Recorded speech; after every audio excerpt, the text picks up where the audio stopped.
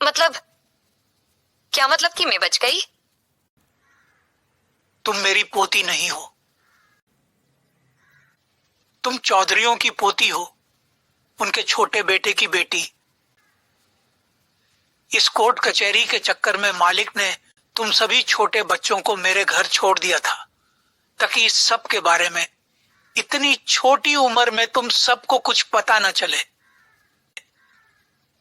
7वें दिन तक हमें पता चल गया था कि मालिक ही जीतने वाले हैं। तो उनका छोटा बेटा तुम सबको लेने आया था, लेकिन तुमने जिद की कि तुम्हें नहीं जाना और यहीं पर रुक गई। मैंने भी कह दिया कि मैं कल सुबह तुम्हें हवेली में छोड़ दूंगा। और फिर अगली सुबह जब मैं गया तो मैंने देखा कि हवेली में कोई नहीं है। पूरी हवेली तहस महस हो गई है, कहीं पर कोई नहीं दिख रहा। सोचा कि सब कोर्ट चले गए होंगे, तो मैंने तुम्हें फिर से घर छोड़ा और कोर्ट चला गया। तो देखा कि वहां पर भी कोई नहीं था, सिर्फ विक्रम, उसका वकील और उसके आदमी। और ऐसा 2-3 दिन हुआ। फिर एक दिन विक्रम रविंद्र कुमार को कोर्ट में ले आया और उसने कुछ कागज पेश किए जिसमें उसने मालिक के साथ पहले भी सौदे किए हुए हैं ऐसा लिखा था, और कोर्ट को बताया कि यह सौदा भी उनकी सम्मति से ही हुआ है, कुछ धोखा वोका नहीं किया है। इन 2-3 दिनों में मालिक की तरफ से कोई नहीं आया था। मैंने कोशिश की पर मैं सिर्फ एक चौकीदार था, तो मेरी बात उन्होंने सुनी ही नहीं। और फिर कोर्ट ने वो सब उस रविंद्र के नाम कर दिया। ये रविंद्र कुमार उसके बाद कभी दिखा क्या आपको गांव में? नहीं, सिर्फ ये विक्रम ही दिखा।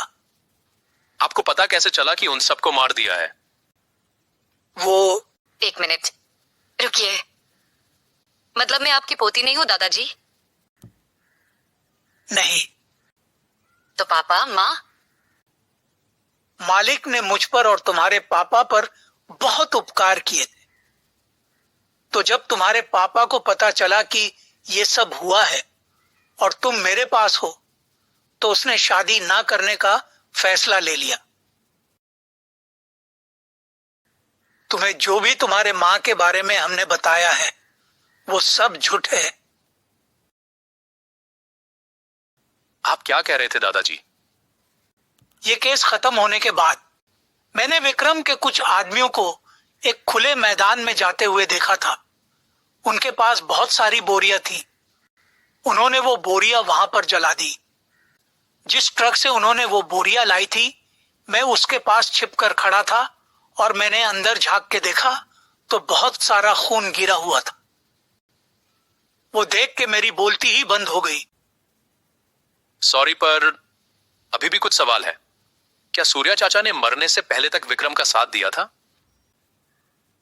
नहीं, सूर्यकांत ने एक बार विक्रम के मुंह से, जब वो नशे में था, तब एक बात सुनी थी कि जब सारी चौधरियों की जमीन, कारोबार और बाकी सब कुछ उसका हो जाएगा, तब वो सूर्यकांत को भी मार देगा। जैसे ही उसने ये बात सुनी वो वहां से भाग गया। तब नेत्रा सिर्फ 5 साल की थी। उसे उदयनगर से बहुत दूर जाना था। वो बहुत जगह घुमा और फिर वो हमारे गांव में आया। उसे पता नहीं था कि मैं अनुजा के साथ वहां पर रह रहा हूं। एक दिन बाजार में हमारी मुलाकात हुई।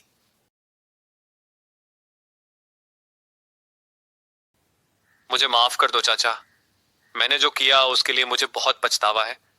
विक्रम सिर्फ लालची नहीं है, वो हैवान है। मैं उसकी चालों में फंस गया था, लेकिन अब मैं सब ठीक करना चाहता हूं। ठीक, पूरा चौधरी परिवार मिट गया और तू कहता है सब ठीक कर दूंगा। मैं जानता हूं मेरी गलती कभी नहीं धुल सकती, पर मुझे एक मौका दीजिए, मैं सब कुछ ठीक कर दूंगा। मैं तेरे ऊपर भरोसा रखूं ही कैसे? आप प्लीज मेरा भरोसा कीजिए। देखिए, मैंने विक्रम के मुंह से मेरे मरने की बात सुनी है। इसीलिए पिछले 4 साल से मैं उससे दूरी बना के हूं। मतलब वो तो तेरे पीछे पड़ा होगा तुझे मारने के लिए। नहीं, वो नहीं पड़ा है। दरअसल बात ऐसी है कि उसे कारोबार तो सारा मिल गया, पर जमीनें कुछ ही मिली है। एक जो उसने देखी थी वो चौधरियों का घर, खेत और कोई तो छोटी मोटी सी 2-3 जगह है बस, जो उनके कारोबार के हिसाब से बहुत कम है। उसने पुराने हिसाब किताब देखे हैं और उसके हिसाब से उसे और भी ज्यादा पैसा मिलना चाहिए जो उसे नहीं मिल रहा। तो जब तक वो नहीं मिल जाता तब तक मैं जरूर जिंदा रहूंगा। चाहो तो मैं ये सब आपके नाम कर देता हूं, पर प्लीज आप मेरे ऊपर भरोसा कीजिए। कम से कम एक मौका तो दीजिए। आपने मेरे बचपन से देखा है मुझे।